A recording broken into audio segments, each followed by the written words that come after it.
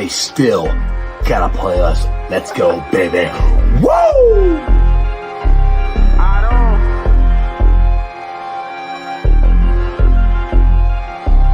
Hey, don't run that ball on the one Hubbard, showed you how that go down.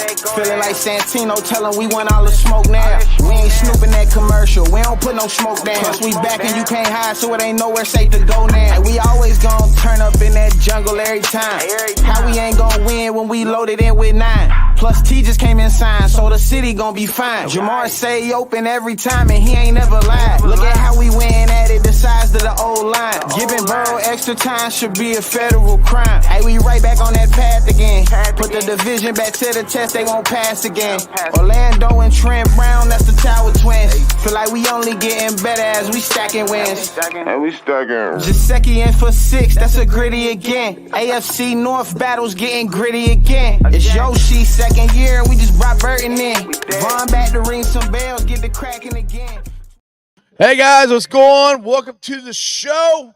We are live down here at Moerlein Lager House. Are we having any fun? Here we go. All right, we do this each and every Tuesday. For the people over here who don't know what the hell's going on, they're like, what is going on here? So each and every Tuesday, we do this live at the Moerlein Lager House. Happy hour starts at 3 o'clock, goes all the way till 9. That's good. Anyway, all right, we need to kick that guy out. You know, he's in the wrong city. Anyway, guys, unfortunately, the Bengals lost last week. We have a special guest with us right now, of course. Well, let's just bring up Joe. Wait, what the heck? There we go. Hi, Joe. Hello. I am a special guest. Well, you're special. I don't know about. My mom said I was special. So we got one mic, so we got to move it back and forth. But we got one of the funniest guys around. Huh? You can't hear me? I can hear me. Can you guys hear me? Yeah. Yeah? Okay, good. All right. Everybody can hear me. Everybody can hear me there. Let's bring on my special guest. He is Harrison, the comedian. What's going on, Harrison? What's up? What's up? What's up? Can I get an applause for Harrison, the comedian, please? I appreciate the applause.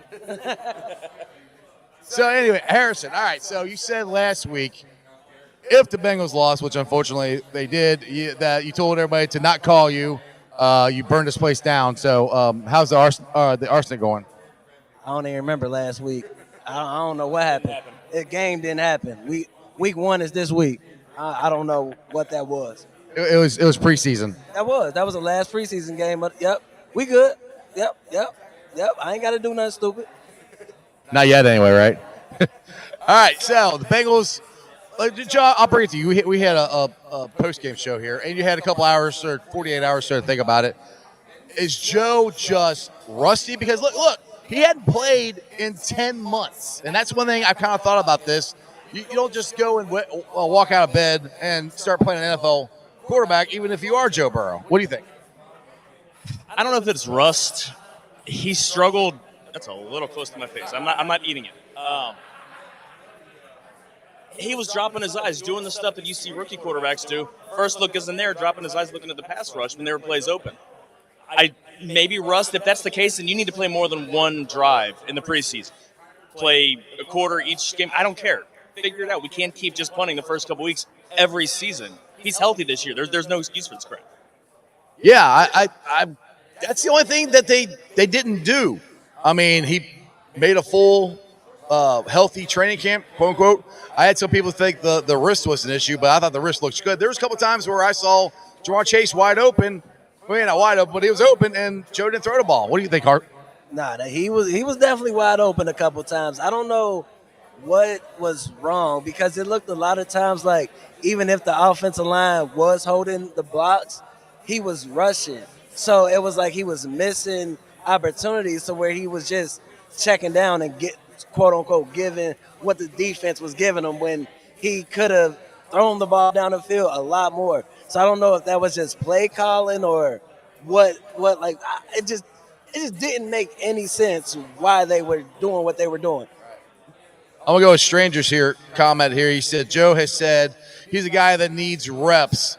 Play the starters at least 1/4 per preseason game, maybe half a game, game 3.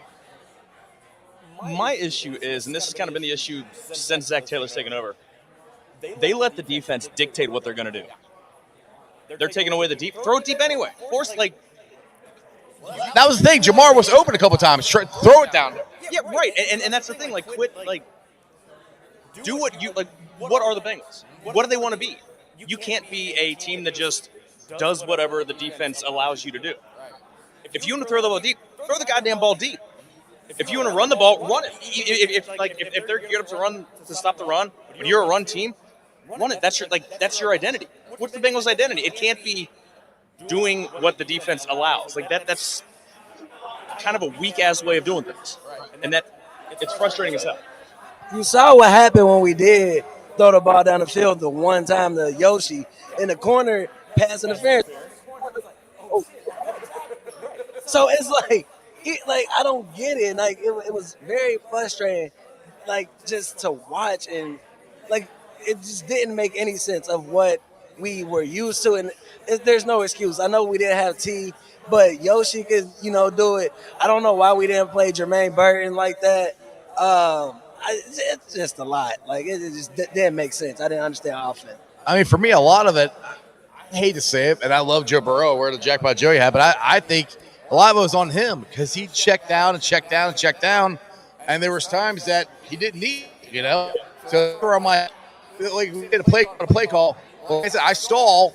There were guys open, and he didn't throw it. He heard it, checked it down. So, and people were like, if he's seeing ghosts or whatever, is it too much of a got hit, or is it he just hadn't played in 10 months? So I don't really know what the answer is.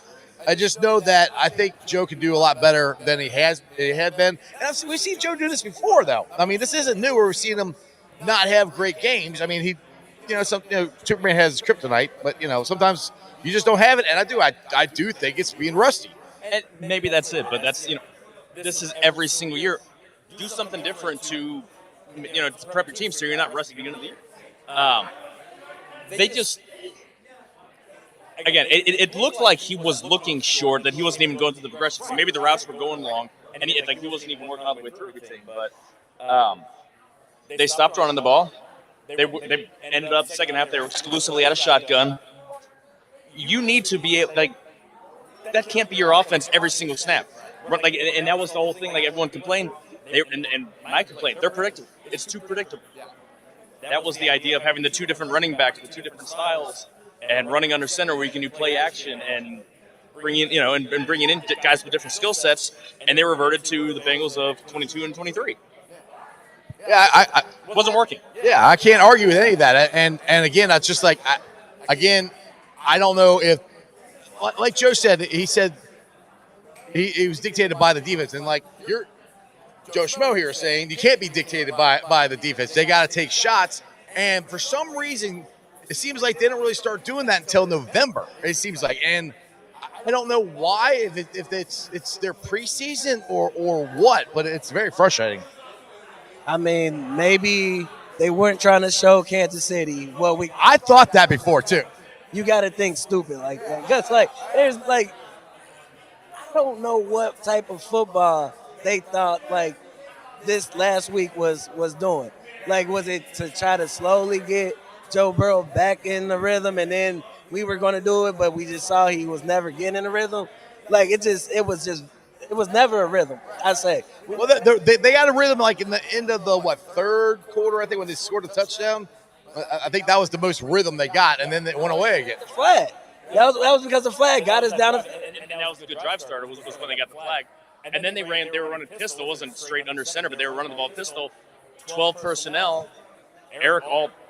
I've got a crush on Eric All. That's my dude. I've been all over him. I told the Bengals to draft him in the spring, and he's out there looking for somebody to hit when he's on the field. I want to see him throw the ball more. People are going crazy with the Tanner Hudson hate. Everyone loved him last year. All of a sudden he makes a stupid play the other day, and oh my God, he sucks. Get rid of him. First up, he was a practice squad player for a reason, and he made a really dumb mistake. What the hell are you doing? But just chill. They've got other guys. It's okay. Just I think we're going to have a really good tight end room. And like you put the comment up there, Greg said the most effective run scheme was on Sunday with a 12 personnel sample and Eric All. And Bengal Sands put it out there on Twitter where Sample pancaked the dude all the way in the end zone, which was awesome. And I think all it's going to be are more of our – not Gesicki's not going to be our number one tight end, but I really can see all being more of our tight end one and Gesicki. Sample's the blocking tight end, and Gesicki is the receiving tight end. You mix those guys, you bring those guys in and out, but all needs to be the static and the constant. Like have that guy in on if you're running 11 personnel, he's the tight end because he can block and receive. If you want to go heavy or have a run heavy look, bring in Sample and then 2 wide, especially with T out or whatever, or if you want to go pass happy, bring in Gesicki. But you can still run out of those because you have 2 tight ends. Just be varied, and that's he's giving them the ability to because they have a full room. Exactly. All right, just to let everybody know who's watching on the internet, if you're in Cincinnati, we're down here at the Moerlein Lager House. We got a happy hour start at 3 o'clock, goes all the way till 9. We're doing this every Tuesday. So you can come down here, hang out with us. My show's going to be from 6 to 8 every Tuesday. Again, happy hour from 3 to 9. So come on down. It's starting to fill up.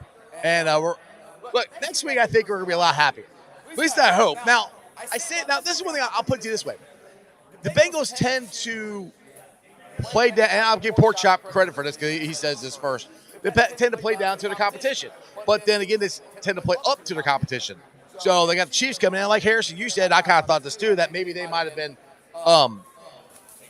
not showing everything that they could have, for 1 week, looking ahead to the Chiefs. And I think they did look ahead. I really do. And they usually don't. But I think we got a good shot of bouncing back next week. Nah, I think the only positive with playing Kansas City next week is we know Kansas City.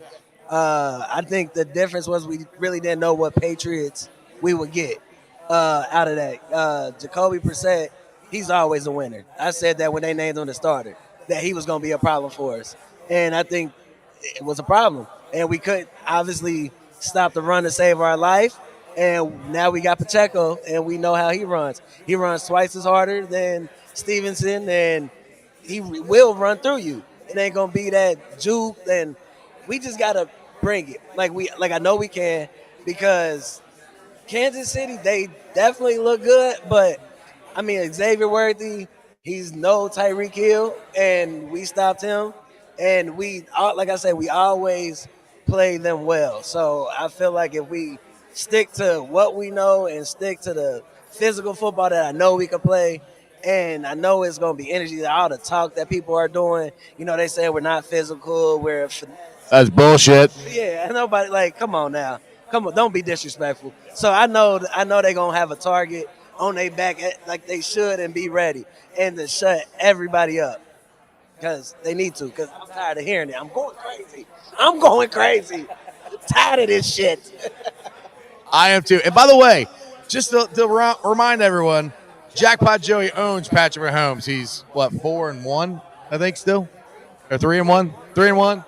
3-1? 3-1. So, still, that's owning people, I think. But we'll find out next week. What's your thoughts, Joe, going into next week's game against Kansas City? First off,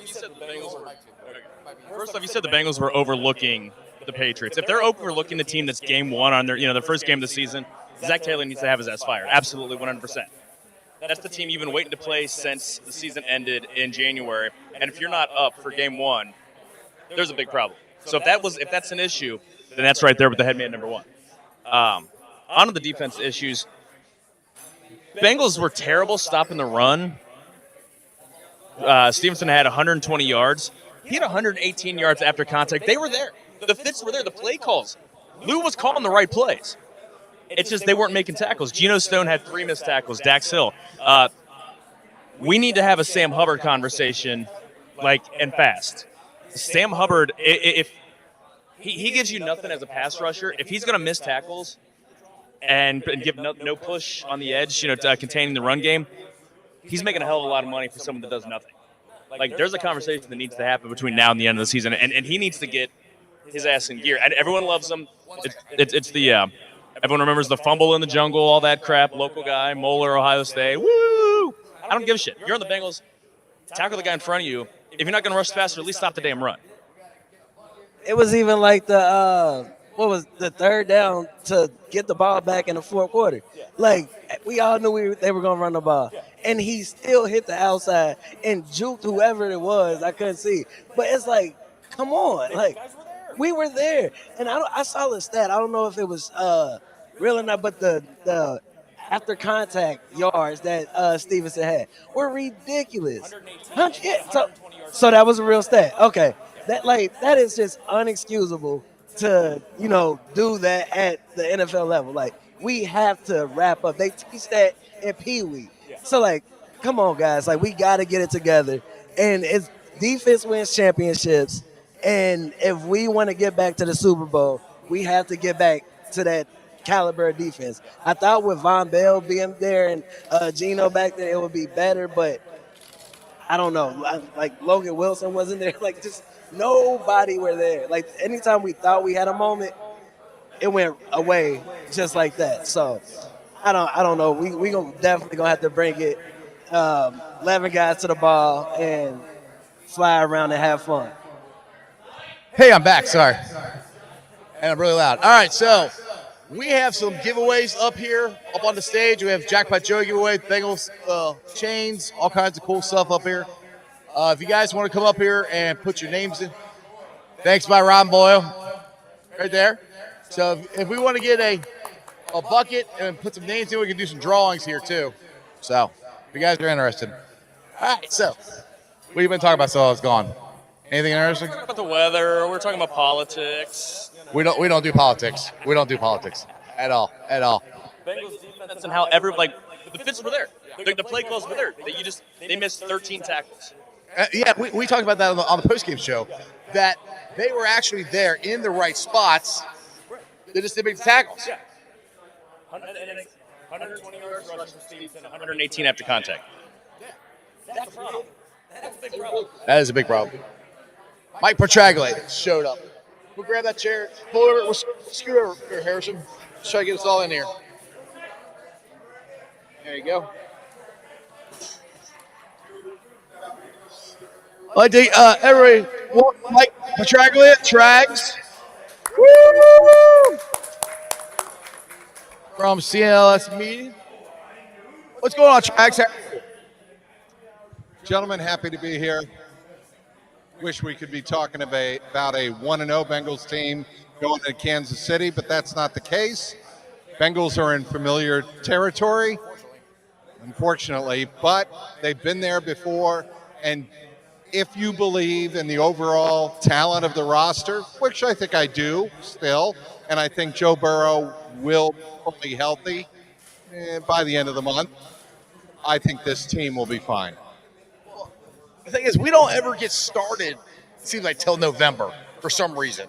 And the thing we were complaining about is the offense looked really vanilla this past Sunday. And this one thing that we were all looking forward to is that explosiveness, the design of things looking different. And there's a couple times I saw the Chase wide open and Joe didn't throw him the ball. So is that scheme? Is that Joe not playing for 10 months? What do you think? That is Joe not being comfortable yet with his new weapons. It's going to take 2 to 3 games for him to be fully comfortable. Like last year, he didn't hit his stride until the Arizona game. I'm not saying it's going to take 4 games again, but it might. He's got a different offensive coordinator. He's got essentially a new offensive backfield in Zach Moss and Chase Brown. And Jamar didn't practice the entirety of training camp. I know physically Jamar was ready, but in terms of football ability and scheming and being up to football speed, not even Jamar could be ready that quickly to produce at the level we're accustomed to seeing from Jamar. I know Burrow said last week on Sunday, Jamar will be the Jamar we're used to seeing, I believe was the quote. But that really didn't turn out to be the case because Joe wasn't the Joe we're used to seeing. The offense being what it was Sunday is a problem. There is no question about that. They have to get it figured out in the next 2 to 3 weeks, and I'm telling people this week, they don't have to win, but you have to be competitive. The thing that bothers probably every Bengal fan in this room, every Bengal fan watching you right now and listening to us right now, is they were incredibly flat. There was no energy, no urgency. That ticked people off. Why could you come out that slow? Is that coaching? The coaching element is there. The accountability on the coaching staff, absolutely. Zach Taylor knew he had to take some accountability and a lot of accountability for what happened on Sunday. And I think they did that. But I think Zach and Dan Picture kind of made it clear that everybody needs to be accountable for what happened, not just the coaching staff. The players need to play better. Right. Zach Moss cannot drop a pass wide open twice. Right. Thank you, Iceman. You can't drop passes like that. Andre Yoshivash needs to be able to get around the defender on 4th and 2. That was unacceptable. Coaching staff made that clear yesterday. And usually the team meeting at 2 o'clock on a Monday, post-mortem after a game, lasts 4 to 6, 7 minutes. It was 15 to 20 minutes yesterday. And I think there's a reason for that. Harrison, what you got? Now, I think, like you said, when the new weapons and the new team, basically, new backfield, we didn't think we was going to see all these new receivers out there like that. Like it was, you can't expect them to pick up like that on game play in the preseason. And so, it was just flat. It was just off, and it wasn't us. So definitely with Kansas City, I just know that it's going to be different, and it has to be different. But I think they know that too, going into it. That's why I was more upset just because of how the game was played, but I'm not upset because I know, we go into Kansas City, and that's always the week before, win, lose, or draw. And we play different when we play Kansas City. It's just the same way when we play Pittsburgh, Baltimore. I would say the Browns, but it's just a different energy and a different team when we know what. And I hate that because we should always play to the same caliber. Also, one thing I neglected to mention, there was no T. Higgins. And that massively impacts what the Bengals are able to do on the perimeter. Jamar got open, and that is a credit to him. He was targeted just 6 times. That number needs to increase. But without T. Higgins on the field, teams can go and scheme defensively against Jamar Chase in ways they wouldn't be able to if he were on the field. I think the Bengals, and smartly so, are going to take their time with T.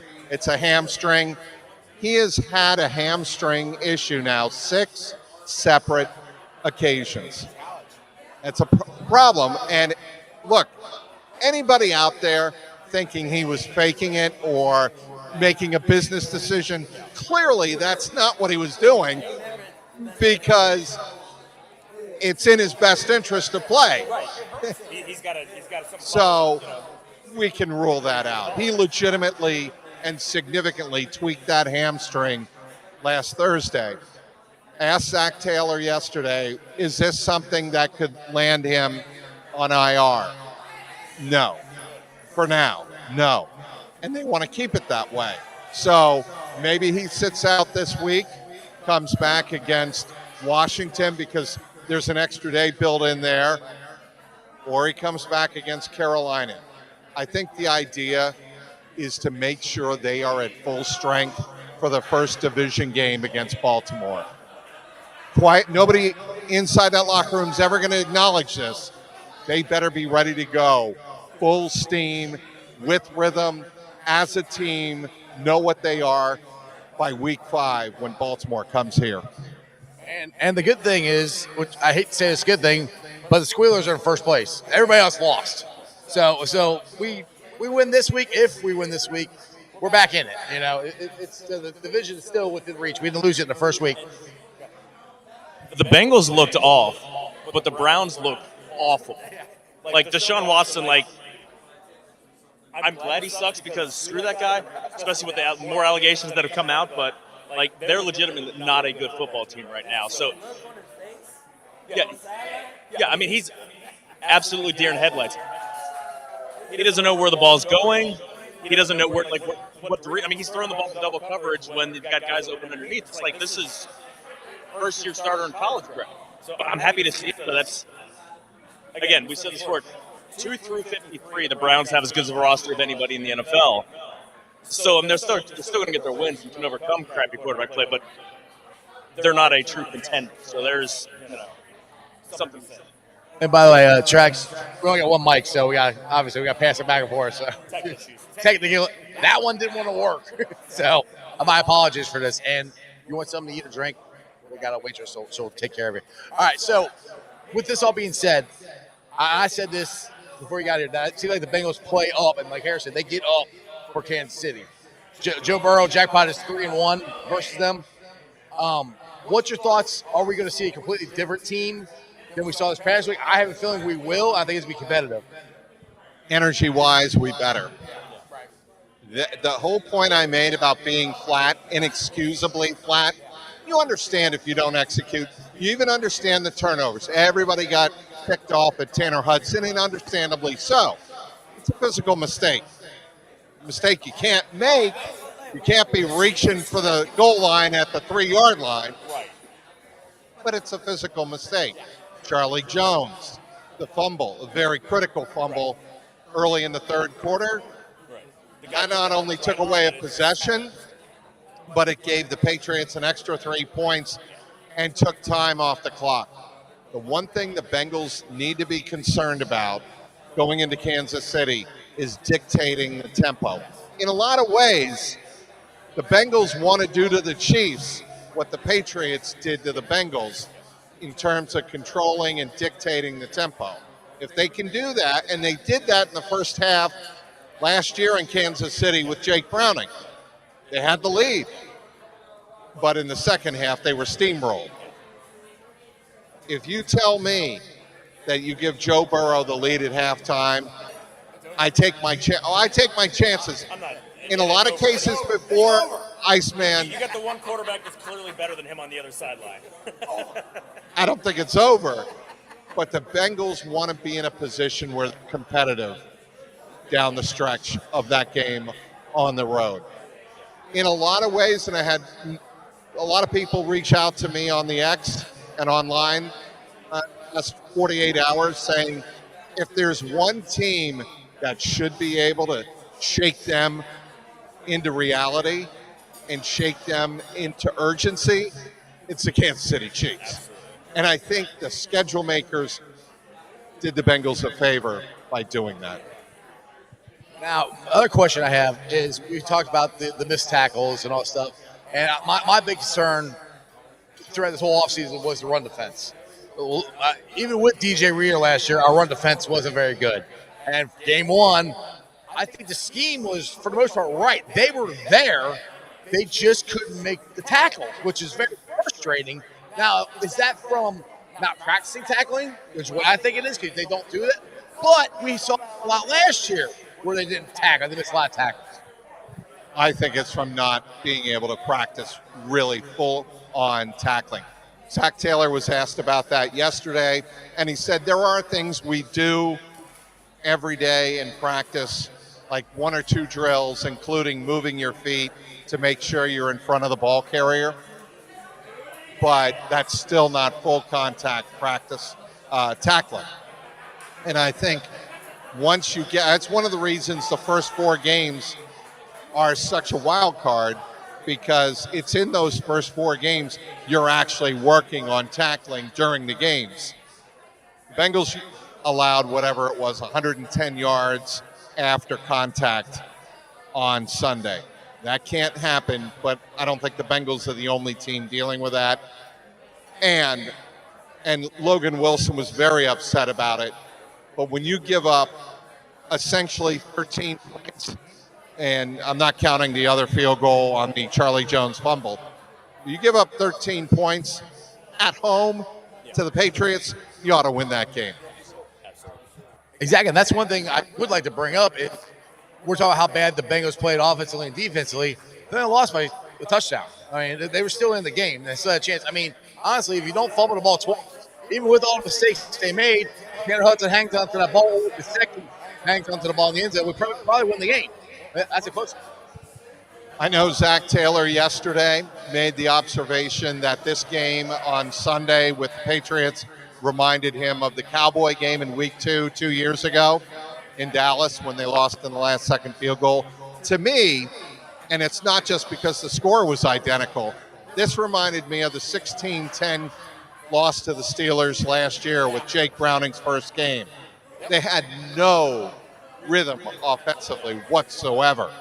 That's what that reminded me of. And again, not just because the score was identical on the wrong end, but because of the way the game was played, the way the Steelers played the Bengals at Paycor, the way the Patriots played the Bengals at Paycor. To me, it was a blueprint, a carbon copy. All right, Joe, we've been doing a lot of talking here. I'll let you say some words. Second, I brought this up before you came on. When do we have the Sam Hubbard conversation? He's not a good pass rusher. He's there more on the edge to contain the run. He's missing tackles and getting absolutely washed out in the run game against a not very good offensive line. Everybody loves him, a local Cincinnati guy, Moeller, OSU, but it's, I have a solution. Move him inside. So I think your point is well made, but the reason they've kept Sam on the edge, he's one of the best run setters, edge setters that they have. He's arguably the best one they have. To your point, he needs to be able to stop the run when it comes his way, and I get that.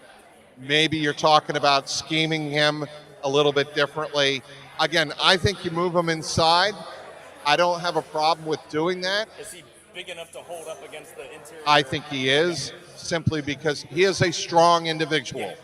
Yeah, He's not massive. He's not a two-technique guy.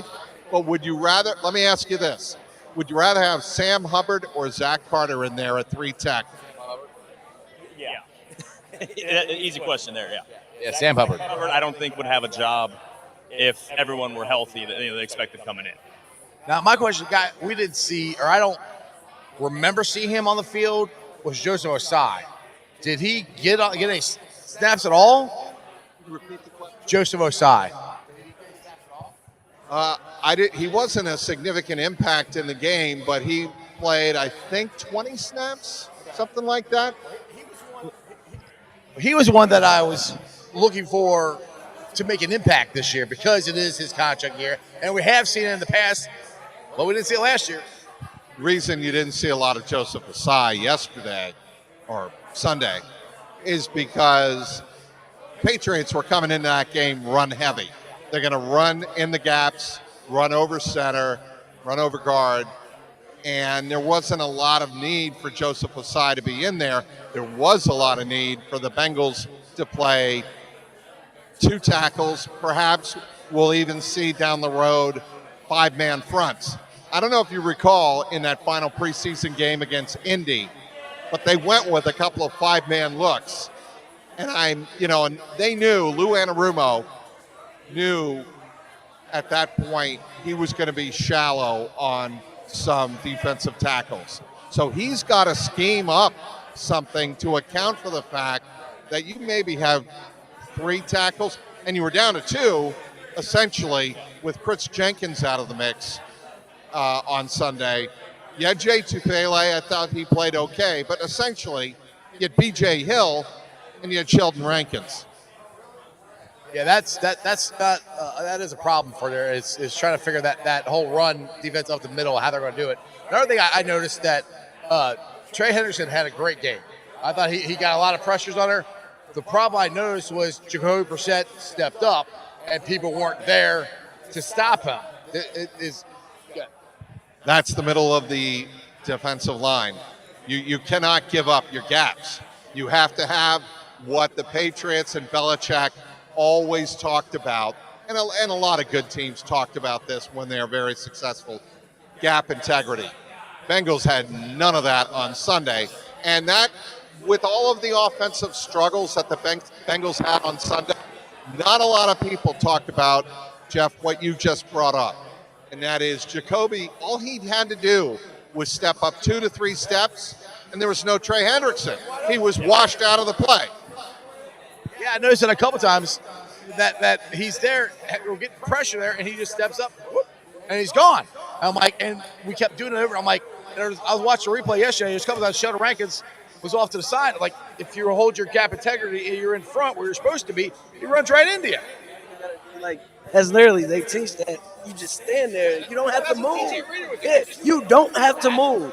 You stand there and you control. Like, You don't have to make a play. you don't. Yeah, it was too much trying to make the play and get right. You're getting lost. You know who I want to see the Bengals draft next year? I don't even know if they'll have the chance to. Dante Corleone.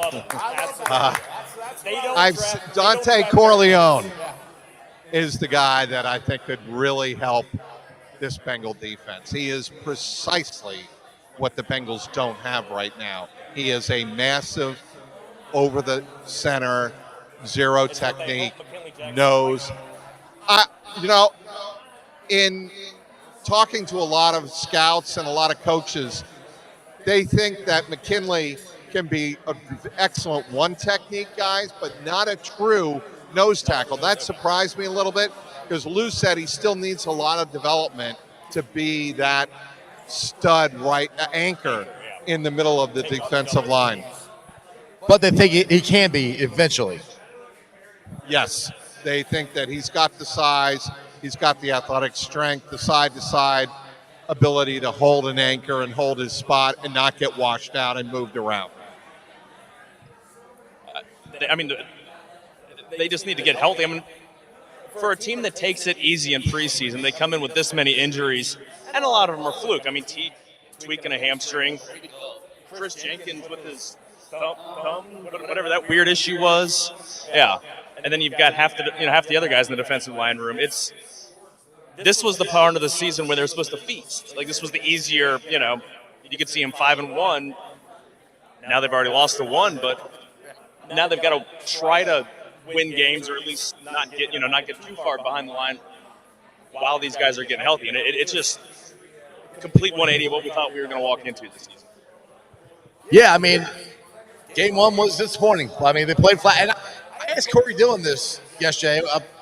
And I remember back in the 90s, a lot of the teams like, oh, yeah, we just came out flat. I didn't hear them say that Sunday. But I asked Corey, is that a real thing? He's like, yeah, hell yeah, it's a real thing.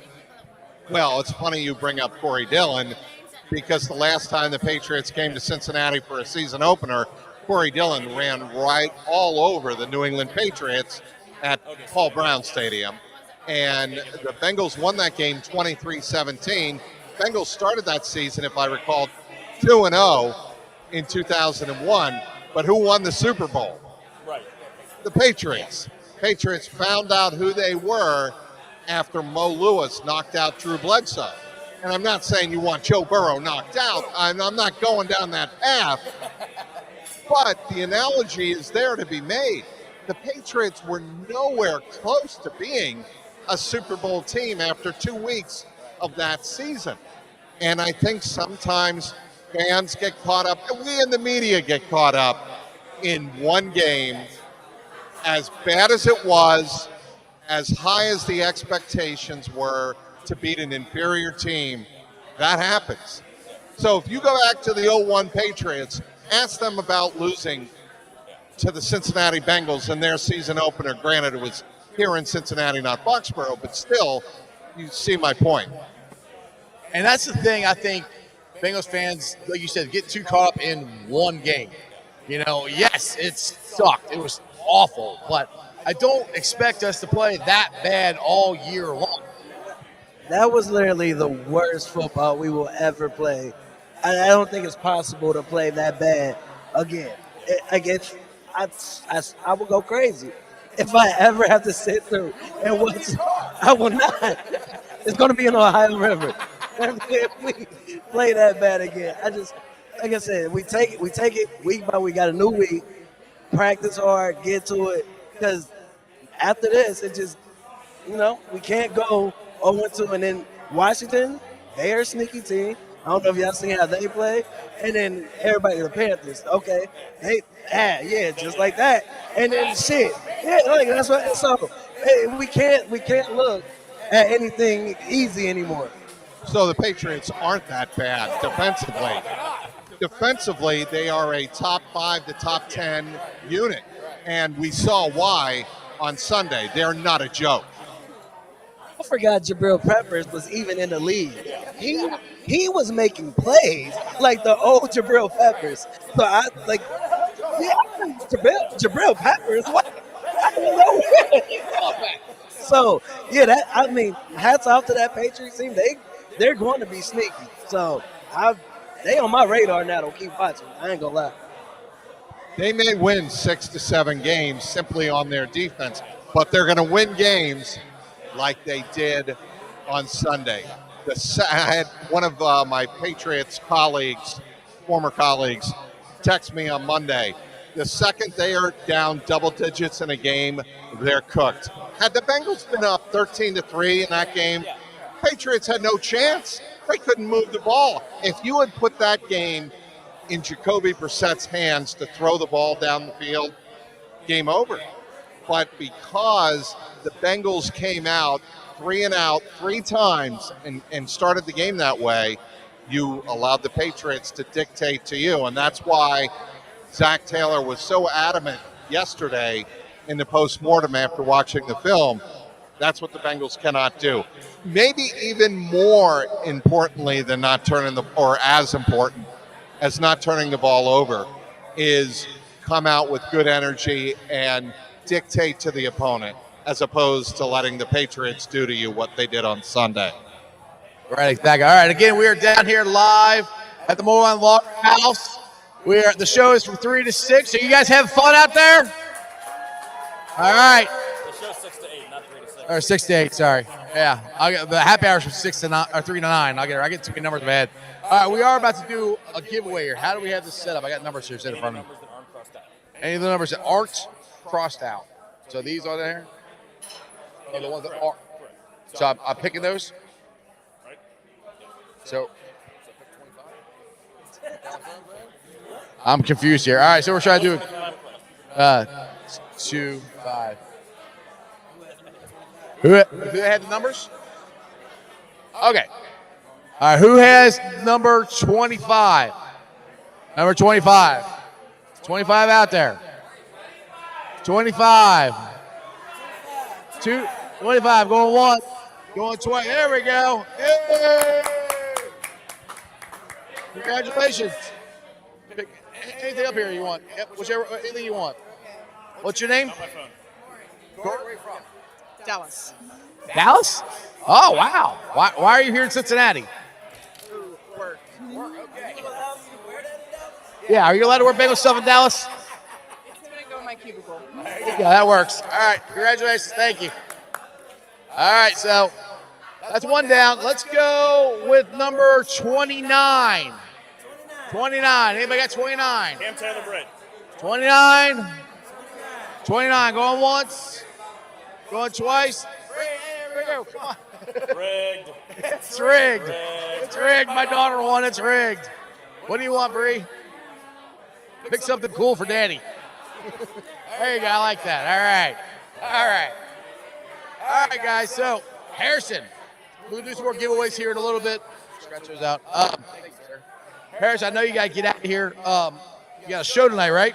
Sir, got a show. I don't know where it's at. I've never been there before, but I know it's 10 minutes away. Where am I headed? Let me look. I know it starts with an M. It starts with an M. No, it's where are we at? Mexico? Martino's. Martino's on High Street. Yep. Yeah, Bobby at Yeah, Martino's. here's the problem. That's a Pittsburgh bar. Shut the hell up. Oh, I'm about to burn some. You're going to a Pittsburgh bar? What the hell, Harrison? I never knew this. Well, I know what I'm wearing then. I know exactly what I'm wearing. Yeah, I'll be at Martino's. I'll be at Funny Bone tomorrow. I got a show Saturday over in Northside at the Comet. Sunday we doing a tailgate party at Trillions. We doing a watch party at Trillions. If y'all ain't doing nothing, want to come out. First line about the Pittsburgh Steelers thing. I'm about to beat their ass. This about a bitch. Well, somebody did. Somebody. I'm at the. Damn. I'm gonna walk in. I know what my set about to be about. Bullshit. Pittsburgh place, man. They got good food. I'm not eating there. Good food. I'm not eating there. Damn Pittsburgh boys. Comedy show at a Pittsburgh bar tonight. He's going to Martino's. Martino, I had no idea. I'm doing a stand-up comedy show, I guess, at Martino's, which is a Pittsburgh bar. I had no idea. Yeah. Oh yeah. I'm standing my I'm literally walking in with middle fingers.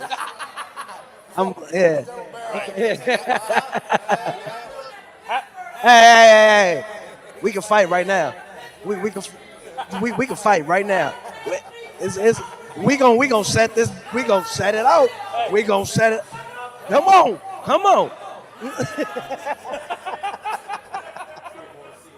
Let's see it. Hey, have fun with the crowd work. Exactly. About to get booed at Pittsburgh Hang on, I bar. think he needs one of these just to. Yeah, here, you need some more. What you want? You want this one? Here, you can wear that one. Here, wear that one going in there. We'll make sure. Whoa, hang on. That's a Steelers bar, man. Yeah. All right. Well, Harrison, Godspeed, and I hope I see you. Do we need to say a prayer for you? Say a prayer. I'm not a praying man, but I'll say a prayer for you, man. All right, everybody, get it up for Harrison, comedian. Jail's better than the morgue.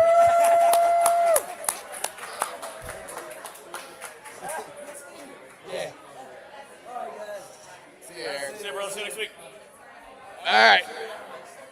We get scoop. Huh? Oh. There you go. Here, I'll get that off the screen while you guys are talking. Anyway, all right. So, What else we got? well, Matty Myers over here is doing business with my guests while I'm on the air. So, What else is disappointing this weekend? the Bearcats, which He moved. he moved over there. He brought me to the game. I'm sorry. Yes. It was all your fault. I know. But since you brought it up, Neil, come on down. Get it up for Neil Meyer.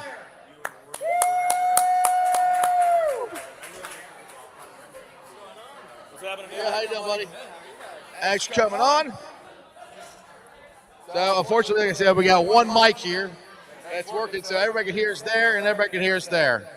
So we got Trags on there. If Matty never stopped talking to him, he can come back on my show. That's the one too. All right, so Neil, what the hell happened? Oh, first of all, how was that delay a game? Did we? What was it? Did they explain? Yeah. Okay. We So the 4th and 4, they called the delay of game for the defensive lineman calling out the opposing team's cadence, is what the penalty was. So they said the defensive lineman was basically calling out the opposing team's cadence, which was a 4th and 4. Personally, I don't know how you hear that in a loud Nippert Stadium, but officials heard something, called the delay of game on the 4th and 4, which kept that drive going. Yeah, we were actually coming back, I think, to win that game or keep winning that game. We had the lead, and the timing for that was ridiculous. And then, how does Godfather's helmet get ripped off if there's no flag?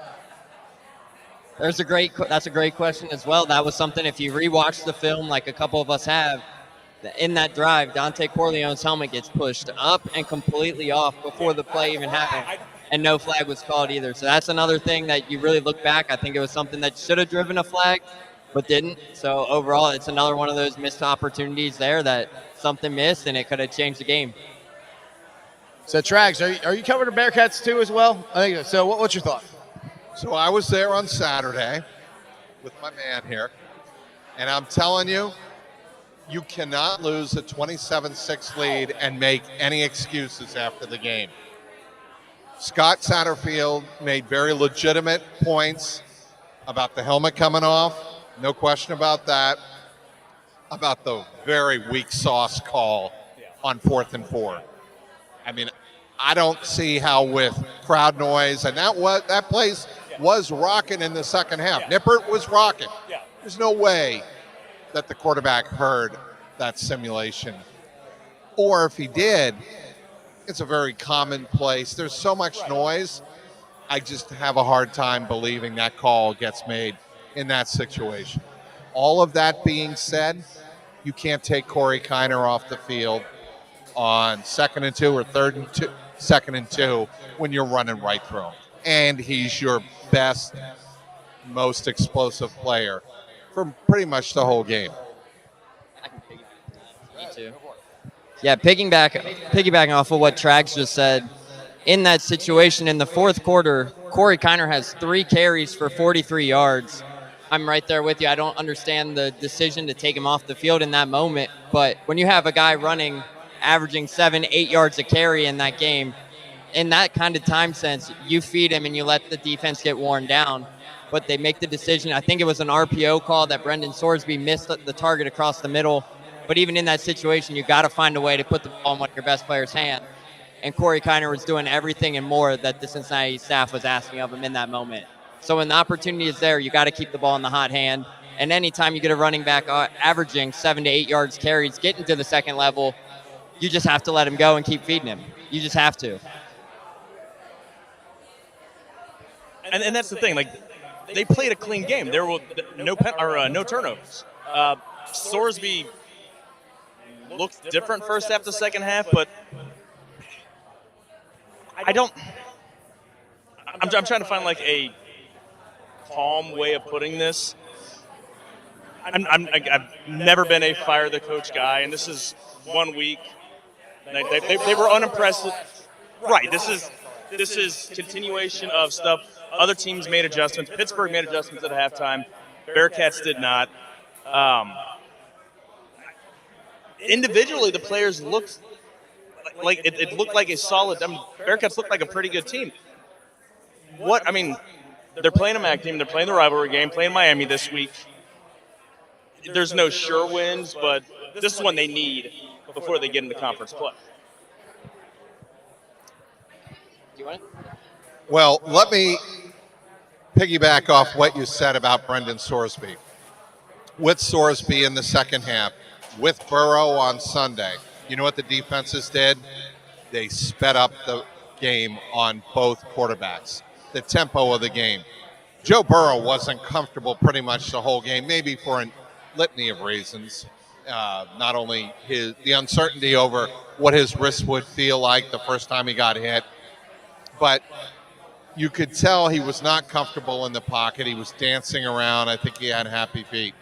With Sorsby, Pitt just unleashed the dogs and blitzed them, brought different types of pressure, and in the second half, it was a great adjustment by Pitt. I forget it, their coach, Pat Narduzzi, thank you, made a great adjustment at halftime to really disrupt the tempo of the Bearcats' offense. And the Bearcats got out-coached in that second half. On Sunday, thought Zach Taylor got out-coached by Gerard Mayo and his staff. DeMarcus Covington, first time calling defensive plays for the Patriots in his career. Alex Van Pelt, formerly of the Browns, his first time calling plays for the Patriots, but had intimate knowledge of the Bengals and the way they like to, what they do on defense. It mattered. I can piggyback on the Brendan Sorsby thing too. For those who rewatched the game, Brendan Sorsby, the first drive of the second quarter or the second half, Mike, I'm not sure if you noticed it, the drive there, the second half, where Brendan Sorsby's ankle gets turned after a Pittsburgh defender kind of grabbed it and gave it a twist towards the end. We asked him about it today, if that kind of bothered him. He looked hobbled a little bit there at times. He came off the field. We asked him about it today. He said it didn't bother him, but you could definitely kind of sense when you rewatched it that it definitely bothered him a little bit there in the pocket. But overall, in that aspect, I thought Brendan Sorsby looked poised, but Pittsburgh was doing what Pittsburgh does really well, and that's sending the dogs on your quarterback. They're a relentless team. But anytime you get 2 or 3 guys coming off the edge, you have to find ways to chip your pressure. And ultimately, that was the decision making on Saturday, that Cincinnati just couldn't stop the pressure. It was at times where Sorsby felt rushed. He had to go, couldn't get that time to go through his progressions.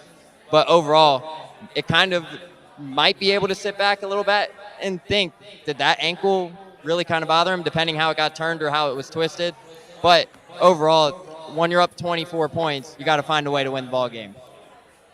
Yeah, they were up 27-6. Should have been 27-3.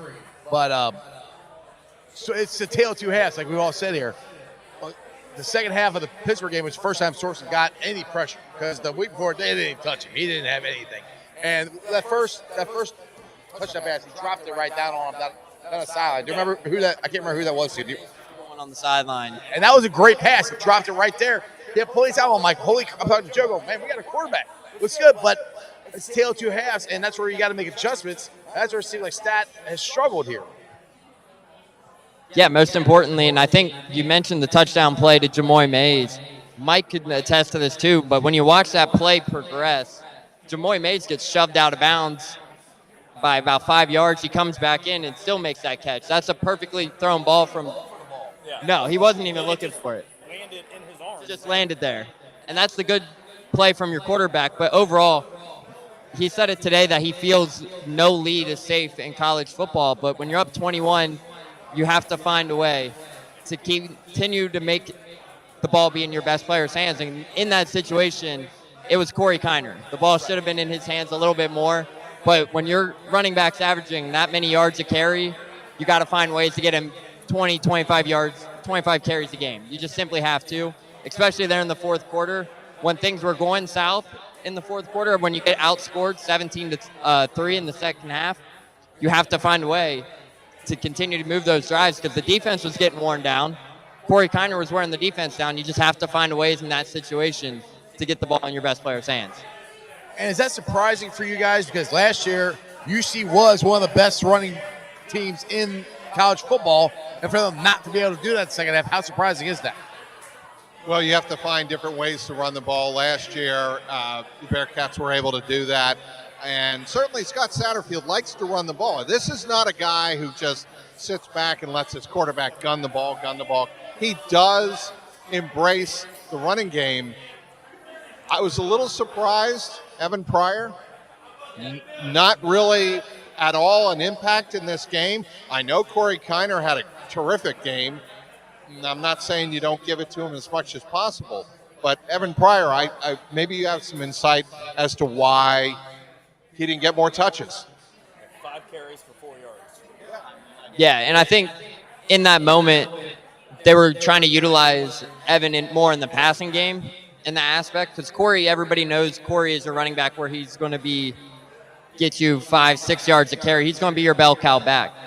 But they were utilizing Evan more in the RPO game, the more pass opportunity game, which is more to his ability because he is your home run hitter. So anytime you can get the ball in his hands, we saw it versus Towson, the 68-yard touchdown run. But I think that was the more they were trying to utilize him in the pass game. But in that situation, I still think personally you got to find ways to get the ball in Corey Kiner's hands. Yeah, most definitely. I think we're all in agreement with that. You got to find a way to get in there. That's your best playmaker. Now, moving on to this week here, what are the keys to the game? I'll go with you, Joe, first, since you haven't got to talk a whole lot here. We got to keep passing the mic, so here you go. Score more points than Redhawks. No. Good job. Thanks, Joe. Oh, no. I mean, basically, it just comes down to playing a full game. Make the adjustments at halftime. I mean, by pure talent, obviously the Bearcats should handle the Redhawks, but we see what happened last year. They made mistakes, let them hang in, took them to overtime, and they walked off the game. So you can't expect them to play mistake-free, but play smart. No, just keep feeding your running back if he's working, and just work with your game plan. What do you got, Neil? What's your keys to the games for this week? I think simply it's capitalize in the red zone. That was something Cincinnati really struggled with last year versus Miami, was you get down in the red zone and you can't capitalize. There's a reason Miami's defense is a very good defense for a MAC school. 21 points last season to Cincinnati was the most that Miami gave up all last season. So you know what you're going to get on the defensive end. And Miami's defense is good, especially if they're locked up in the red zone. They'll find ways to be gritty and relentless and make teams really struggle there in the red zone. But for this weekend, I think you really have to hone in, A, capitalize in the red zone, and B, you have to find ways to get to the quarterback. If you let Brett Gabbert affect this game in two different ways, in the passing game and the run game like he did last season, it could be a long day. I think what will be fascinating to me, guys, is Miami's coming off a bye. The Bearcats are coming off a gut-crunching, total gut punch loss. So Miami's going to be the fresher team, but I think the Bearcats in some ways are very happy to be back on the field playing and try to forget what happened last week. I think the Bearcats in some ways will be the sharper team. They need to come out like the Bengals do. They need to come out quick, simply because they want to put to rest what happened last week against Pittsburgh. If you have a bad game after that finish last week, that's how last year happened. It totally snowballed. And the messaging after the game, Gavin Gerhardt, the center of the Bearcats, was one of the first to say after the game, there's no poutiness in our locker room. We're not going to let happen this year what happened last year. There was positivity, but those are just words. The Bearcats have to come out quick against Miami, have to establish that they're the more talented team, and they are. They have to make the plays that are there to be made on first down, second down, and when it's third and short, be able to convert and just take care of business. Yeah, we need to bring that bell back. That's one of the big things. What do you got, Joe? Well, I mean, the Bearcats are, I think, 8th in all of FBS in total offense. They can move the ball. They only scored, 25? Was it 25? Yeah, 25 last. Like, for the amount they put up over 500 yards and only dropping 25, they need to turn threes into sevens. And again, the defense, I still don't know what they have on defense. Corleone didn't look at himself, which I wouldn't expect that he would because he's just coming back. Guy behind us was complaining because when they were driving on the last drive, and Corleone they had to have an injury timeout. I was like, get him off the field. I'm like, he almost died 2 months ago. He's still getting into like his it was a Panther fan. Like, he almost died 2 months ago. Give him a minute to collect his breath and get off the field. Like, he's not doing it to. And Bearcat fans went up there and kicked his ass. Yeah, exactly. But I hope in another week in for Corleone, he's looking more getting towards who the Godfather is. Again, I don't know what the rest of the defense's identity is, but you're playing a MAC team. You should be able to find your identity against the MAC team. You're a Big 12 team. You need to take care of business. Yeah, we'll just talk about that with the Godfather. It's the same thing I was saying with the Bengals. We need that big guy in the middle to stand them up, and that's what the Bearcats didn't have. Or they do, potentially, but Godfather's got to do it. And the Bengals didn't have it Sunday. Those are things that hopefully will change here in the next couple weeks. Well, it'll be interesting to see what the Bengals do to compensate for not having that guy in the middle. Because I'll tell you one thing. If you have B.J. Hill and Sheldon Rankins out there for 40 to 50 snaps, you're going to burn through them. And you're then going to have nothing in the middle of that defensive line, and teams are going to take advantage of that in multiple ways. So how do you think – I'll say his name right. I always want to say Tufele, but it's not Tufele. 97. How do you think he played for the Bengals on Sunday? I thought Jay Tufele played pretty well, Jeff. I think he did what he had to do, didn't make any big gaffes. I didn't think he got rubbed out or really blown out of any plays.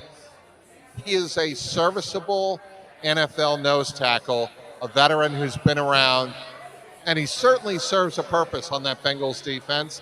But if you're expecting him to make game-changing plays, that's not what he is. And that's kind of what we need there, though, is somebody on both sides, with the Bearcats and the Bengals. We need them to make game-changing plays here. Now, I'll ask both of you guys, since you covered Bearcats here. The Big 12, or the Pittsburgh, University of Pittsburgh, are they as good as they looked the second half, or are they more of how they looked in the first half, on your opinion? I think personally, I think they gave it to him. I wasn't blown away on the offensive side. Outside of Desmond Reed, they didn't really have the 7-5 team. stellar guys on offense. I mean, anytime an FBS All-American and Desmond Reed can get in open space, but Cincinnati allowed him 6 catches for 104 yards, but 95 of those yards came after the catch. So anytime you have someone quick speed can do that, that's going to hurt a lot of teams. But that's a game where I think Cincinnati handed it to them and an opportunity. I don't think Pittsburgh will be one of those top teams in the AACC.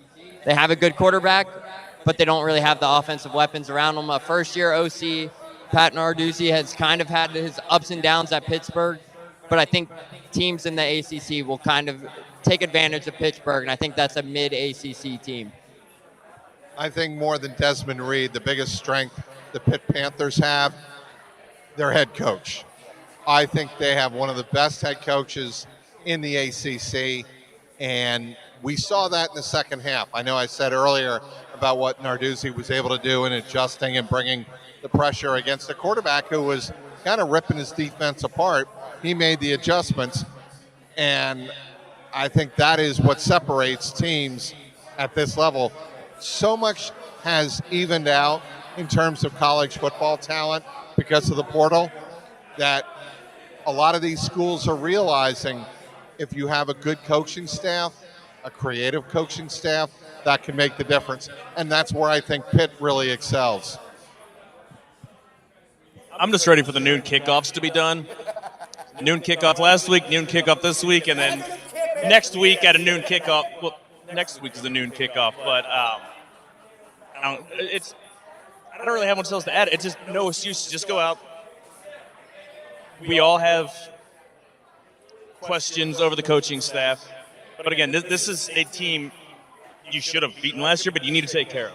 If you want to prove that your program is heading in the right direction, I don't care about the history. I don't care about they've got a good defense. It's Mac shit. I don't care you're playing in Jaeger. They have 27 people that show up at Fred C. Jaeger Field to watch the Red Hawks. I mean, UC's going to have more fans than they are because they're making a 45-minute drive. It's just get it done, no excuses. Well, I can attest this. Some of the students that go there to Miami are Bearcat fans because my son's one of them. So as someone who had a daughter that went to Miami, love and honor, I've got to respect and stand up for her and speak for her and rep my older daughter, Janie, who's now in Philadelphia going to physical therapy school. But to your point, I asked her many times, you going to the Miami game this weekend? You're going to the Miami game this weekend? Nah, I got something else to do. I have something else to do. I'm like, you have a beautiful stadium there in Jaeger Stadium. You have the MAC. And as we saw this past weekend with Northern Illinois, sometimes they can pull off shocking upsets. You've got some good, not great football. It's but fun. take in a game because you're only going to be there for 4 years. Now, part of it is the stadium is kind of off. I mean, it's a small, tight, and the stadium is out of the way, but everyone's drunk as hell walking around this campus anyway. So, I mean, just wander next a couple blocks up to the field and get it. It's kind of a mausoleum, but it's a great setting. I've been there. It's been a long time, but I've seen a couple games up there, and support your damn team, especially you're playing a rival. Yeah, I remember we went back there. We went there when somebody named Ben was the quarterback. Yeah, and we actually ended up losing that game too. That was the last time I was there. It wasn't a very good memory, but it is a nice stadium. And you are right. There's a lot of drunk kids there walking around. It's fun. I mean, there's a lot of bars there. I mean, what are you supposed to do when you're a college kid, right? I mean, come on. All right. So, with that being said, the Bearcats are 1-1, and Neil, you said that they could potentially got to get off to a good start this year. 1-1, still good. Prediction: are you still feeling as confident as you were last week in the Bearcats after this past week's performance? I've said it all offseason that the record for this team and the ceiling for this ceiling depended on what would happen with Pitt and Miami. Now, if they go out here and they go to 2-1 with a win over Miami, and then you go into Houston and Texas Tech at 2-1, potentially you go 3-1, 4-1, whatever it might be, the ceiling is still high for this team. But if you fall to Miami, on the other hand, this weekend, things might be able to trend southward a little bit there with that prediction. Could not agree with you more. The Bearcats season is on the line Saturday. They not only have to come out and play well from the start, they have to win the game. There is no, well, we played hard, we gave it our all, they just made more plays than we did. We can't have that from Scott Satterfield after the game on Saturday in Oxford. It has to be a win for the Bearcats if the rest of the season is going to be salvageable and they can accomplish what they really want is 7 to 8 wins. And I don't even know if that's realistic now, but 7 wins and a bowl. I mean, honestly, I'll be happy if we get 6 because I like to get bowl eligible. That'd be nice. All right, everybody, we are going to do this giveaway again here. So I've got your numbers out there. By the way, for everybody watching, we're doing this at Moerlein Lager House live every Tuesday from 6 to 8 p.m. The happy hour goes from 3 to 9. Come down and you can enjoy the show, enjoy delicious food, and we're doing giveaways here. So if everybody can get your numbers out, I got number 30. Do we have a number 30? Number 30. Is a number 30 out there?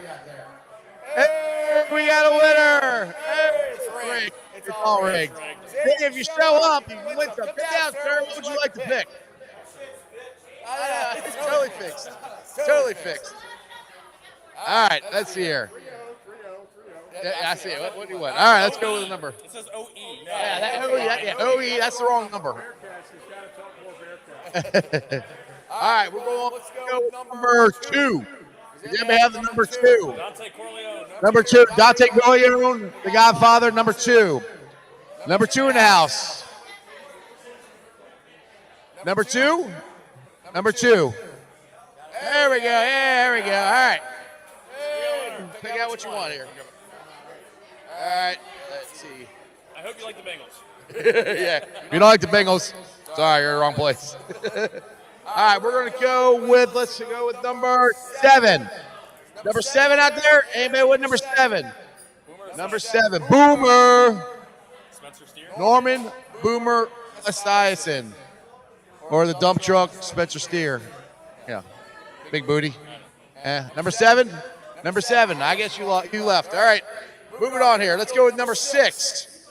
Maybe we got number 6? Bo Diaz. I watched that guy on satellite, or under satellite. That's Yeah, under satellite. Number 6. There we go. There he is. All right. Woo! We got a winner. Winner, chicken dinner. Come on down. Come on down. Number 6. Come on down.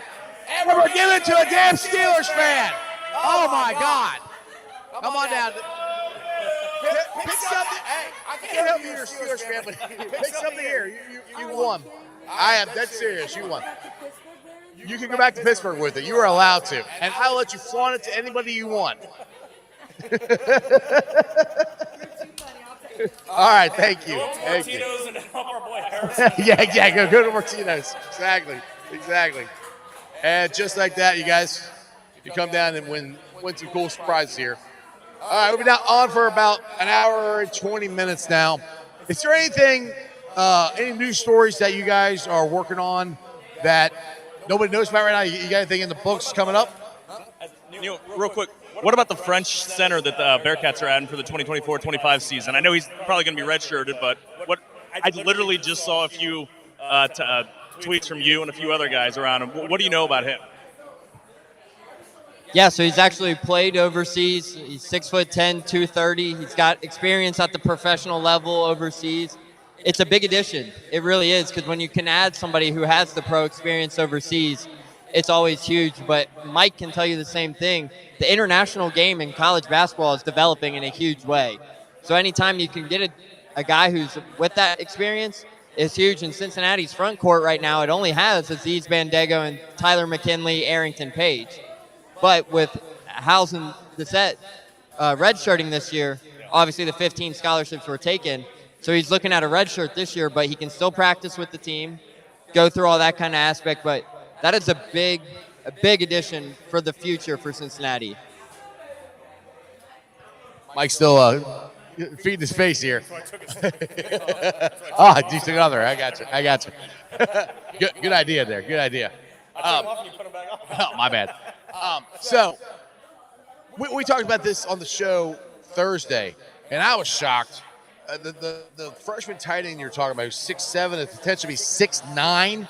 I mean, that's unbelievable. For people who missed the show Thursday, talk a little bit about him. Yeah, Gavin Grover is a big boy.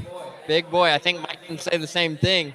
But 6'7" right now, 260 as a true freshman. Played basketball and football at Olentangy right up the road in Columbus. Was a high 3-star recruit. Guys, there's a potential that he could potentially be the next tight end to come out of Cincinnati in years to come if everything plans out into his favor. They're saying he could be 6'9", but anytime you add that kind of height and the weight onto him in the weight room, guys, that you can't teach that. That's a big red zone threat. He will be able to utilize in the pass game, be the extra lineman. But that's a big target on the offensive side of the ball if everything goes well. Will they be tempted to move to? Will they be tempted to put some weight on him and put him on the offensive line? I can't remember who's the quarterback. What's that? No. It was quarterback they brought in from Kentucky that bulked up. He's like 6'7", bulked up to move him to tight end. Cam Jones, that's right. Like, that's my concern.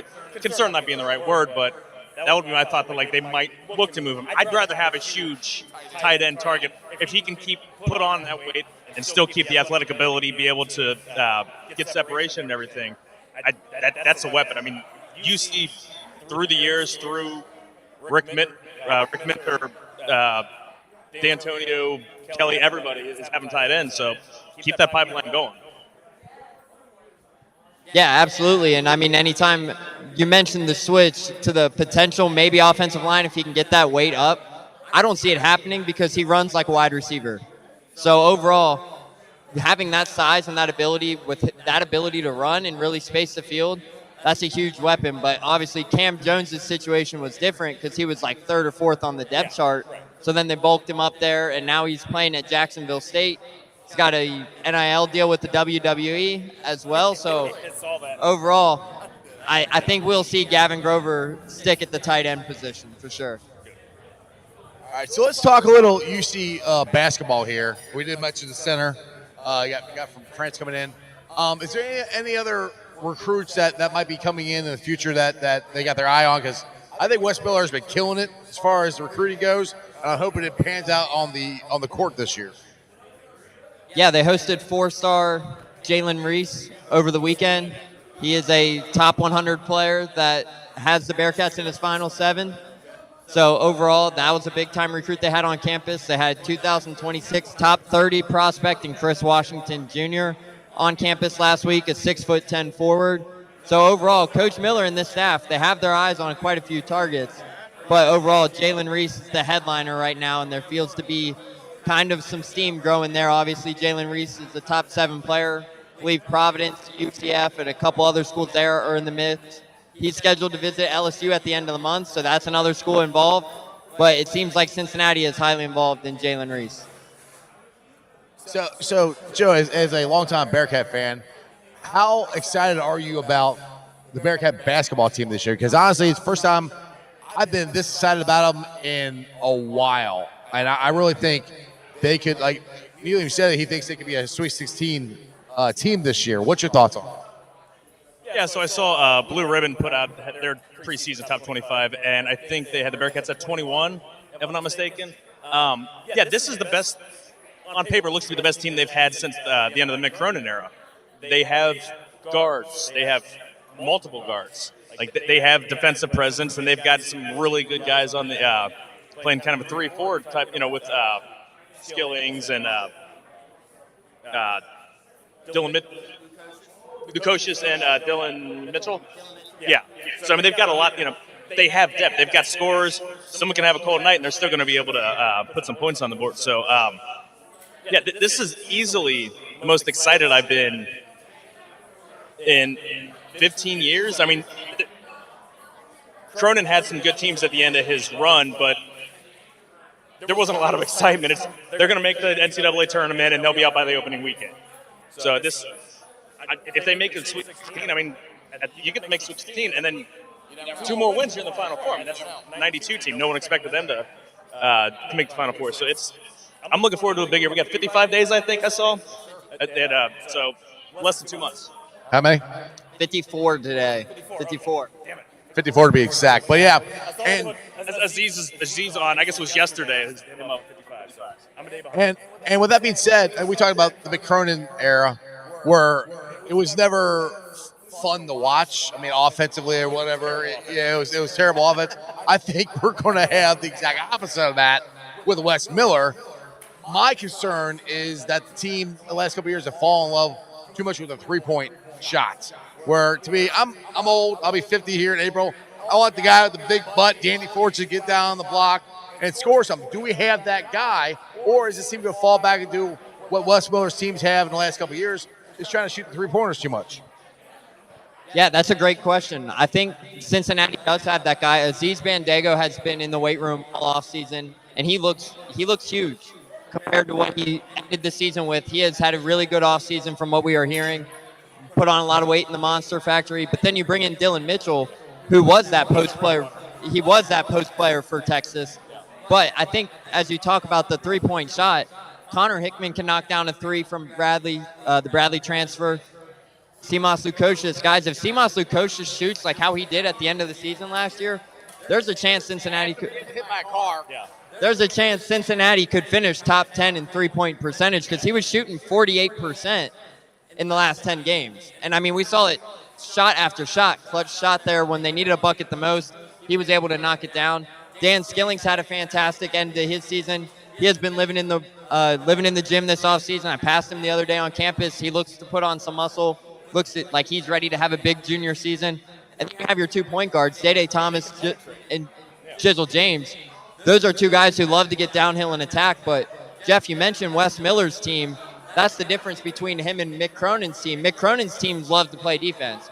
Wes Miller wants to get out and run. And you got 2 quick guards in Jizzle James and Day Thomas with the ability of Connor Hickman coming in to really get out there and push the tempo and push the pace. Could be a good, fun, exciting time at Fifth Third Arena. And that's one thing that reminds me of like you mentioned, the Final Four team, where that team was defense, but they would get out there and run.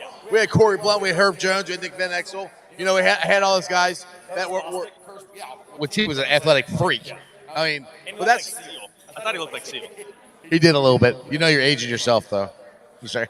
But that's hopefully what we have now with all this offense. Are we going to have Bearcat defense with this team? Yeah, I think we will. I was actually talking to guys like David DeJulius and a couple of the alumni when TBT was going on. It was we asked them, we were like, hey, how did the scrimmage go? Because usually every year the TBT guys will scrimmage the current team at one point in the summer when workouts are allowed to kind of get that game exposure for TBT to see what they're facing with.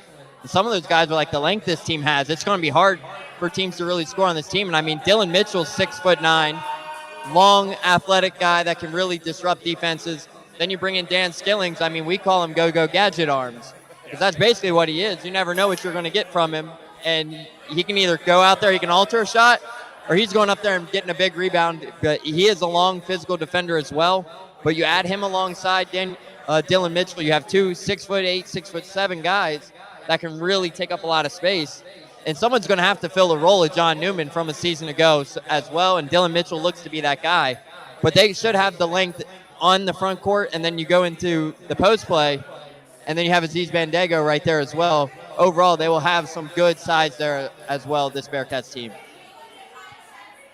So with that being said, Joe, what's your thoughts on the team, the defense, offense, all that in general with the Bearcats 54 days away from starting the season here in basketball?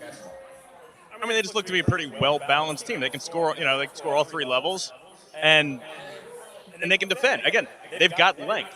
They've got guys that, they're not just all, Bandago's going to be the, obviously, interior perimeter, but, I mean, Skillings can guard interior and exterior, or inside and outside. Dylan Mitchell has that ability, or his length and everything. So I'm not saying they're going to be top 20 in scoring, top 20 in defense, but they're a team that can win if they have an off night shooting the basket, and they can win if if it's track meet. So I think they just have that ability. Jizzle James might be the most fun Bearcat I've seen going downhill. He runs like his dad did with the football. Absolute, just fearless, right into the heart of the defense. And he's not tall. He's 6'1", 6'2". Yeah, listed as 6'1", and going up against guys 6'7", 6'8", and he's fearless. I love that. That's Steve Logan was shorter, but I mean similar, like that similar fearlessness. Just he's like you're going to submit to his will. He's not going to try to do a fadeaway or a floater just because he's going up against the trees. He's going to take it into the defense. And that's nice, just like you said, that goes back to Steve Logan, Nick Van Exel, those guys that we've had when the Bearcats played tough defense, played tough offense, and were rim runners. And that's one thing that was so much fun about going to Fifth Third, or back in the day, Shoemaker. That was Fifth Third Arena. That's what was so much fun. That's what made Bearcat basketball popular. That's what made Bearcat, made $2 score, wear a Bearcat, hat and jersey and stuff. That's stuff where we were the bad boys on the court. We came in wearing the black, and we could. They got the Jordan jerseys back. Oh, I love it. They won the game walking in off the bus, especially road games in the all-black uniforms. They look like badasses, and team, you're going against like DePaul or teams from the Great Midwest or Conference USA. That game was over just walking off the bus. Yeah, exactly, and that's hopefully what we're getting back to this year, and it's exciting. Different conference, yeah, a little different conference. Big 12 is a little different than the Great Midwest or Conference USA. All right, so we got about half hour, 20 minutes left here. Let's end this on the team that I think we all been disappointed in. I know Trags covers them. We cover them. Neil, you're a fan of them, but the Cincinnati Reds here. And, yeah, they're still playing, unfortunately. But I'll tell you this. For me, if you would have told me we had the starting pitching that we had for most of the year before the offseason or during the offseason, I said we would have been a playoff team. Now, with that being said, we're not. And we've had a lot of injuries, and we had a lot of guys that I think the biggest problem, we had a lot of guys that did not have the seasons that we thought they would have or they thought they should have. And I think that's what hurt us more than the injuries. Jags, all right, bring it back on here. What's your thought? Well, hosted last night extra innings on WLW after the Reds game, and I made just that point. Jeff, they have the potential next year, if they have everybody back, or most of everybody back, namely Matt McClain, Christian Encarnacion Strand, those two for sure, they're going to have a deep team because they're going to have Santiago Espinal and Ty France, assuming that they don't trade them in the offseason as pieces. But if you add France and Espinal to the core that they have, add Nick Martinez to the rotation, I'm buying Nick Martinez in the rotation now. I think I've seen enough as a 4 or a 5. Will he stay, though? He's got an option. That's the question. That is correct. He's got an option.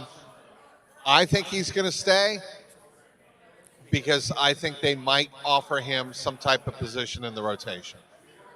If they do, and you bring back Lodolo, Green, Andrew Abbott, who am I forgetting? No, I think Graham Ashcraft is not in the rotation. Rhett Lauder.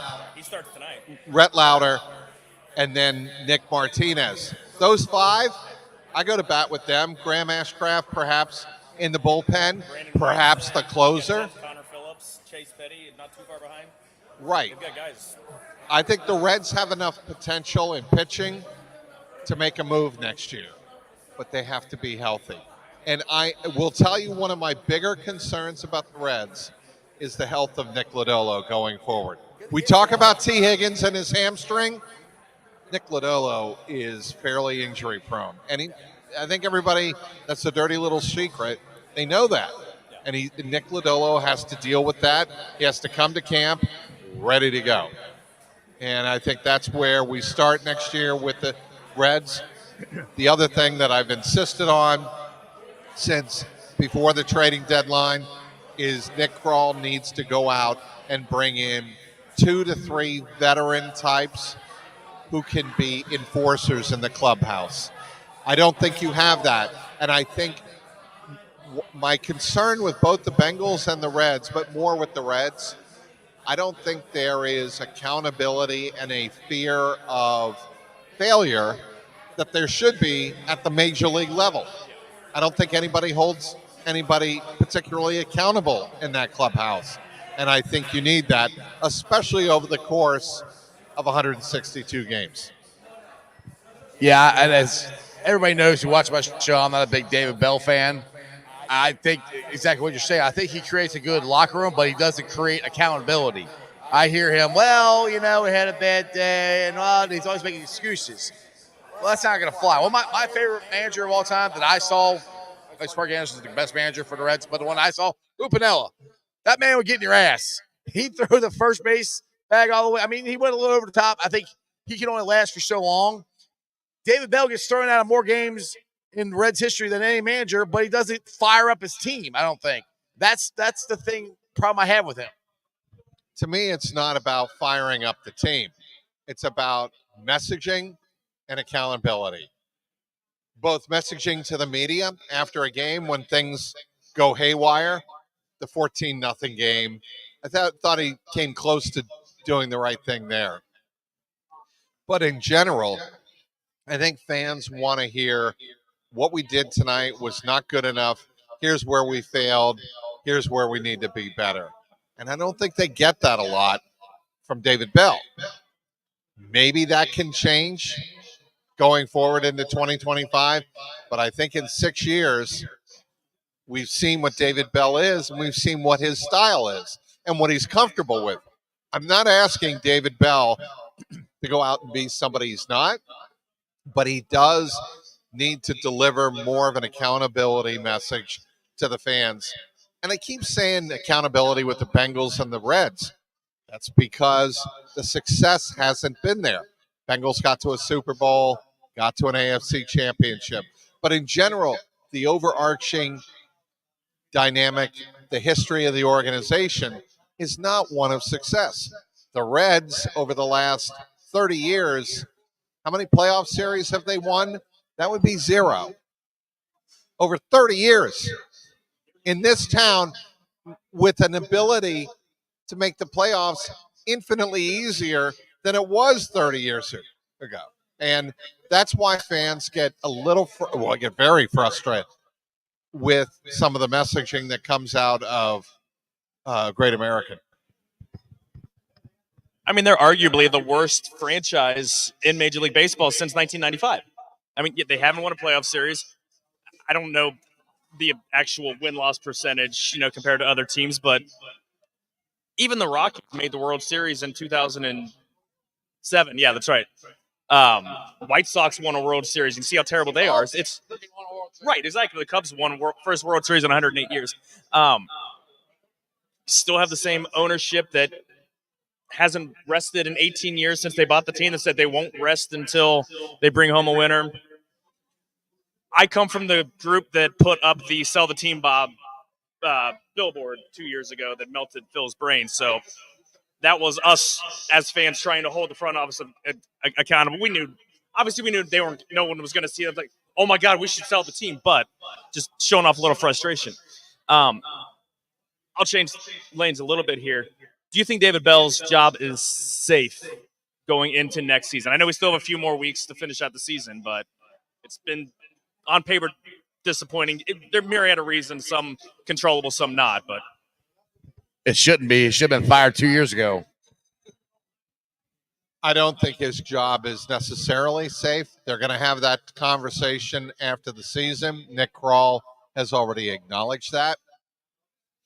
I know for a fact there are internal discussions in the Reds organization about the way the Reds play the game, how they prepare, and the base running mistakes.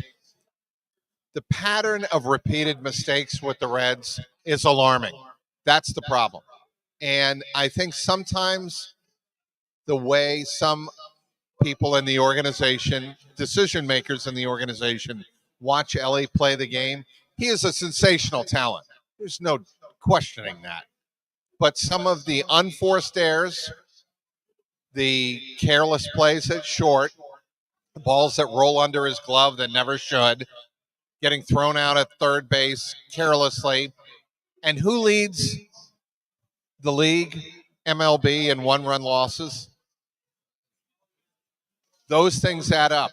And that's why they're having internal discussions, because if you clean those mistakes up, and the Reds have 70 wins, if they have 75, if they're flip it, if they're 75 and 70, you're talking about another team making a playoff run. They may not make it, but they're at least in the conversation. And that's, again, from the front office perspective, it's not emotions. It's not necessarily the messaging to the media. I mean, they care, but they really care about why hasn't this team won as much as the run differential suggests we should have. And Nick Kroll said that at the trade deadline. We have got to take a better look at why we're not winning some of these games, one-run games, that we anticipated we'd be winning coming into the season. And which is funny because last year we were one of the best one-run teams in all of baseball last year. So, Neil, I know you're covered the Bearcats, but do you have any thoughts on the Reds and David Bell? I'm right there with a lot of you guys. I think that it's time to move on and go in the right direction. Obviously, Trags makes a great point. The careless base running mistakes have costed them 5 to 10 games at least, but some things never change. And we are now entering the year 6 where nothing has changed over the last few years. You have the talent. Yes, things could have gone differently this season in terms of injuries, but it's time where we got to put the product on the field. And if you can't find ways to win the games in the small little things where the base running errors add up. I mean, guys, there was one game recently where it was like the worst baseball game I've ever watched, where you've had all these base running errors and they're adding up. I mean, I was sitting there scrolling Twitter that night, or X, whatever people may call it now, and everyone's saying the same thing, like, well, why this is the worst game we've watched because of all these silly errors. But as Mike mentioned, if you flip that record around, they're sitting in a wild card hunt right now. And if you can get in a wild card hunt within 2 weeks, 3 weeks left of the season, there's a good opportunity. If you can get that late season push, you find your momentum, you're back in the playoffs. And for Cincinnati fans, they would like to see them back in the playoffs. So I do think it's time to move on. Let me ask you guys, are there 6 to 7 games that they should have won that they lost? And how many games have they won that they shouldn't have that they should have lost? Not as many. So let's say there's 7 games they should have won. 2 games maybe they pulled out of their rear end. That's 5 games. That's the 75 and 70 we're talking about. What's funny is a lot of times when you have these all these close losses, it's because of a poor bullpen. Some of the guys, Diaz and Cruz, have been up and down, a lot more down than up, but as a whole, the bullpen's been very good. Their numbers, I mean, Buck Farmer's put up outstanding numbers. Santillan, I think, has finally settled into a role. And even despite their losing all these close games. So I don't know. It does come down to just the fundamental crap. I hate being like that. You need the leader, the intangible leader guy to hold guys accountable, but if they had a Scott Rowland type, would they be doing this stuff? Well, I mean, that's a great point, and that's what happened to that team when Joey Votto came up and Jay Bruce came up. They got Scott Rowland, and he kind of became that team leader and showed them what you have to do to become a professional, what you have to do day in, day out to win games. And to your point, Trags, I think they need to add that guy to this team. I think that's what it's missing. And will it fix everything? No. But they got to get somebody in there if it's not going to be David Bell, it's got to be a player. And I personally don't think they're going to fire David Bell. They just extended him last year. I don't think it's going to happen. But with that being said, that's something they can do to hopefully help next year. If you have identified, and only if you have identified, a manager that can change the messaging inside the clubhouse, do you make a move? Otherwise, I know they like David Bell because there are no situations where it's too high, too low. And over the course of 162 games, you do want that. You want a guy that keeps his not only even keel, but can think clearly. And I think David Bell does. David Bell is one of the brightest managers in baseball. A lot of people don't want to hear that, but he definitely is. He can process information. He processes a lot of information. And what a lot of fans don't realize is a lot of his decision making gets mandated to a degree from up above, and player usage gets mandated. And it's a group collective decision. And that's different than it was 25 or 30 years ago when Lou was the manager. Now, for me, the guy that if they were to fire David Bell, that I would like because he's captain of the Reds, 1990 World Series champion, Barry Larkin. That's the name everybody hears. I think Barry would be a good choice. He's never managed, international ball, but never Team Brazil. So he has managed, but not a major league team here. What's your thoughts on that? I go back and forth. I don't like the old school ball of hitting behind the runner and bunting guys over and productive outs. Outs are the only thing finite in baseball. You can play for 10 hours. You're only given 27 outs. Don't give one away. But like Trag said, everything, like all of the decisions, the lineups, it's all done by analytics and done in a group before the game. Dusty Baker, who was as old school managers, won a World Series with the most analytically advanced, or historically one of the most analytically advanced organizations with the Astros.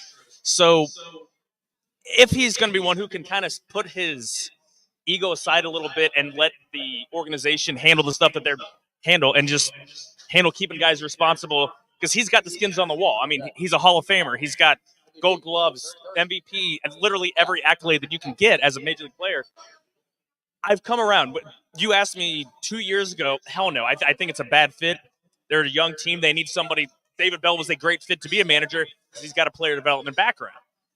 Now that they're not just a bunch of young guys that are just coming up through the system, I mean, the core of the team is Ellie's going to be entering his third year, fourth year for the pitchers. India, if he's around, fifth year for him, and Ty Stevenson. I think they could use somebody that has his ability to kind of put their foot up their ass. I have two thoughts on the Barry Larkin subject. I think Barry Larkin would be an outstanding manager if he has the right bench coach. So many times we focus on the manager, but the manager will tell you, if I have a guy, my right-hand guy, who I trust in that dugout, that helps me a great deal. No, I don't think people talk enough about Freddie Benavides and how he helps David Bell a ton, like during the game. And he's a veteran baseball man who's seen it all in the sport. And that is the kind of guy that Barry needs next to him if he were to take the job. Point number 2 on Barry Larkin. Remember I said before, the players need to fear if they make mistakes. There needs to be that element of fear, even for MLB players. You put Barry Larkin in that clubhouse, knowing Barry the way I do and listening to him on broadcasts, there'd be fear. There'd be respect. There'd be a healthy dose of respect. Don't screw up, because this guy is a Hall of Famer. And much in the same way I think it was with Lou, different style, and obviously Barry played for Lou, but I don't think with Barry there wouldn't be a lot of yelling and screaming and slamming of tables. He'd sit your butt for 5 days. He'd sit your butt for 2 to 3, 4 days. You get the message really quick. And that's how I think I could see a path towards a Barry Larkin as a manager. Ultimately, the team isn't winning anything if they don't have the players. I mean, you could have the greatest manager and lose 120 games if you've got a roster that looks like Chicago White Sox. They need outfielders. I think with the guys that they have, when guys come back healthy, they're back to having a glut of players that I think they need to clear out. Like, I'm not saying trade anyone in particular, but you've got 7-8 guys for 5-6 spots and nobody to play the outfield. So I don't know if making a trade, God forbid they spend money to sign a legit player instead of bringing in all these platoon guys. I'm tired of these platoon outfielders. They bring in, just the left-handed side, the right-handed side. That's great if you have to. It's nice to have someone like Jake Fraley who can hit right-handed hitters, and then Stu that can hit kind of left-handed hitters when he's healthy. Give me someone that can give me 500, 600 at-bats that can hold his own against both sides, and that's what's going to make this team better. I really wish they would have gone after Teoscar last year. The guy the Dodgers didn't even need, they signed, and he's contributing, on that team. Yeah, exactly. Hopefully we'll have more conversations like that going into the offseason here. We'll see what happens with the Reds, but we've been on for about 2 hours now. Again, we're live at the Moerlein Lager House. I got Mike Petraglia here, got Nehemiah here. We're having a great time. You guys come down next Tuesday. Happy hour starts at 3 o'clock, goes till 9. The show starts at 6, goes till 8. My thanks for you guys. Tell everybody where they can follow you guys. All right. On the X, at Trags, Trags. YouTube channel is my Jungle Roar podcast, and that's youtube.com/@JungleRoarPod. And CLNS with a Y.com. Yeah, you guys can find me on X at MeyerNeil6. You can also find me with the Front Office News. We are now Cincinnati Rivals lead website. So if you type in the Front Office News, it'll take you to CincinnatiRivals.com. You can also check me out with my co-host Russ Heltman on the Bearcat Blitz podcast, as well as we are going to be hosting our 3rd season of the Bearcat Tip-Off basketball podcast with myself, JT Smith, and Alex Meacham. Well, I thank both of you for joining me down here. It's been a lot of fun. Joe, you got any final parting words before we get out of here?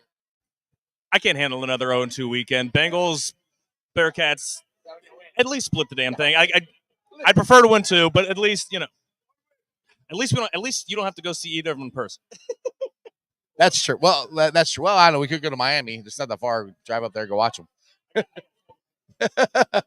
All right, guys. Again, thanks for joining us. It's been a blast. I'll see you here next Tuesday and live tomorrow at 5:30. Other than that, that's just sports, baby. See ya. They still gotta play us. Let's go, baby. Woo!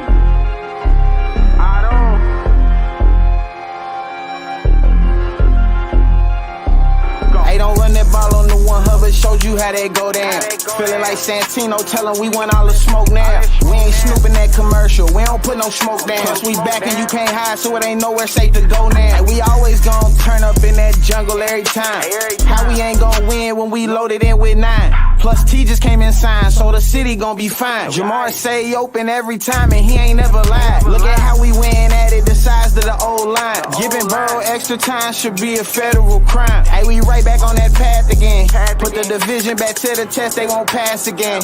Orlando and Trent Brown, that's the Tower Twins. Feel like we only getting better as we stacking wins. And we stacking. Giuseppe in for 6, that's a gritty again. AFC North battles getting gritty again. It's Yoshi second year, we just brought Burton in. Vaughn back to ring some bells, get the cracking again.